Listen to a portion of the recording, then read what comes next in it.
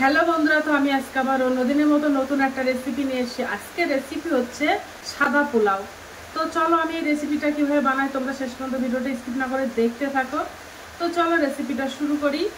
প্রথমে দেখো আমি এই বাটির এক বাটি চাল নিয়ে নিয়েছি। এর মধ্যে 300 গ্রাম বাসমতি আতপ চালটা আছে। তো আমি এই বাসমতি চাল দিয়েই আমি আজকে সাদা পোলাওটা বানাবো। তো দেখো আমি একটা গামলা বাটি নিয়ে নিয়েছি, ঢেলে দেবো গামলাটির মধ্যে। বিরিয়ানি রান্না করি যে আতপ চালটা, আমি ওই আতপ চাল নিয়েছি। এবার জল দিয়ে ভালো করে পরিষ্কার করে ধুয়ে নেব চালটা।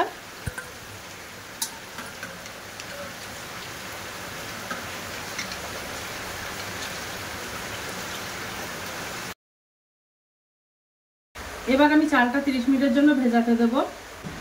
তো চালটা ভিজে গেছে, এবার আমি চালের জলটা ঝরিয়ে নেব। একটা ছাঁকনি নিয়ে নিয়েছি, আর ছাঁকনিতে চালটা ঢেলে দেব।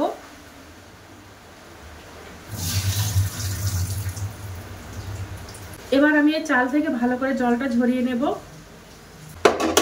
এবার আমি রান্নাটা শুরু করব। তো প্রথমে আমি একটা উনানে ফ্রাইং প্যান দিয়ে দিলাম, গ্যাসটা অন করে দেব। ঘি দিয়ে আমি চালটা ভাজা করে নেব।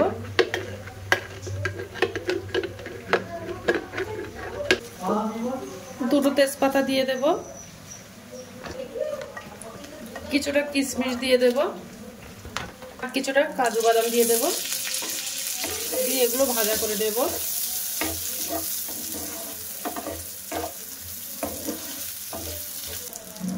এক চামচ মতো আদা বেটে রেখেছিলাম, আদা বাটাটা দিয়ে দেব।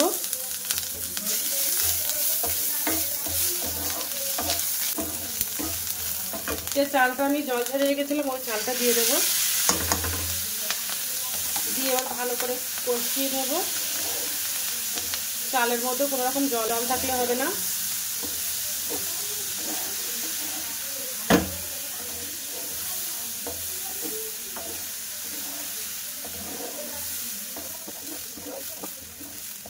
এই চাল দিয়ে পোলাওটা রান্না করলে অসম্ভব মজাদার হয় এই পোলাওটা।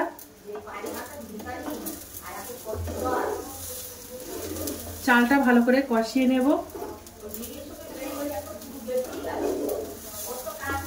চালটা আমি ভালো করে কষিয়ে নিয়েছি, আর যে বাটির আমি চাল নিয়েছিলাম ওই বাটির আমি জল মেপেই দেব। পোলাও জলটাই হচ্ছে মেন, জল কিন্তু কম বেশি হলে পোলাওটা খুব ভালো হবে না।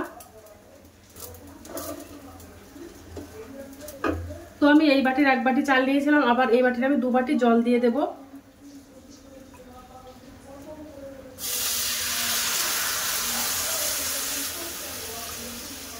তো এই বাটি মেপে আমি 2 বাটি জল দিয়ে দিলাম।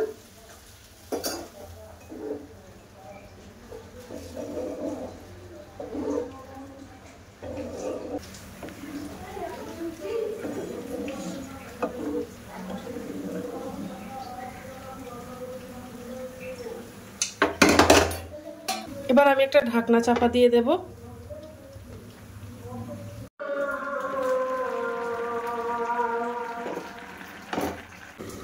তো দেখো ভাতটা ফুটে গেছে। এবার আমি ওর মধ্যে 1/2 চামচ এরকম লবণ দিয়ে দেব।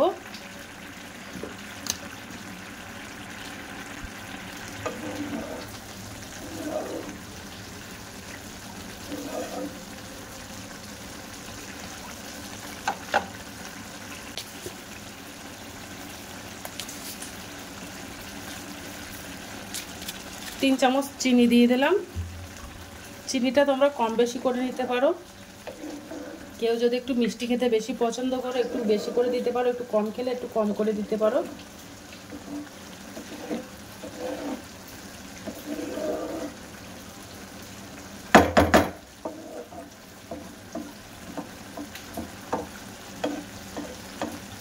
একটু কাঁচা লঙ্কা চেরা দিয়ে দেব।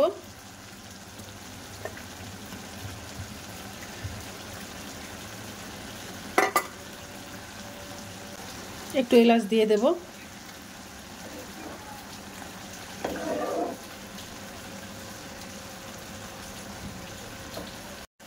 এবার ঢাকনাটা চাপা দিয়ে দেব। আজকে এই পোলাওটা আমি নারকেলের দুধ ছাড়াই আমি বানিয়েছি, আর এই পোলাওটা খেতে কিন্তু অসম্ভব মজাদার হয়। এই পোলাওটা কষা মাংস সাথে খেতে কিন্তু অসাধারণ লাগে। তোমরা একবার বাড়িতে ট্রাই করতে পারো। আর ভিডিওটা ভালো লেগে থাকলে আমার চ্যানেলে একটা লাইক, কমেন্ট, শেয়ার এবং সাবস্ক্রাইব করে দেবে। উনানে জালটা একদম লো করে দিয়েছি আর ভাতটা আস্তে আস্তে ঝরঝরে হয়ে আসছে।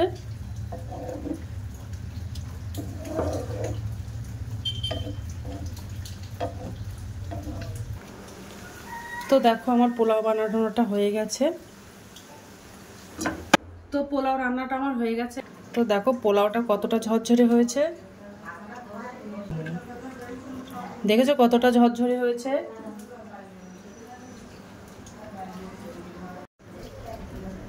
উপর থেকে কটা চেরি ফল দিয়ে দেব। এই পোলাওটা কষা মাংসের সাথে খেতে কিন্তু অসম্ভব মজাদার হয়। তোমরা এগুলো বাড়িতে ট্রাই করতে পারো। তো আজকের দিনের মতো ভিডিওটা এখানে শেষ করছি। আগামী দিন আবার একটা নতুন ভিডিও চলে আসবো। তো টাটা, বাই বাই, সবাই ভালো থাকবে, সুস্থ থাকবে। আমি আবার একটা নতুন ভিডিও দেখা হবে।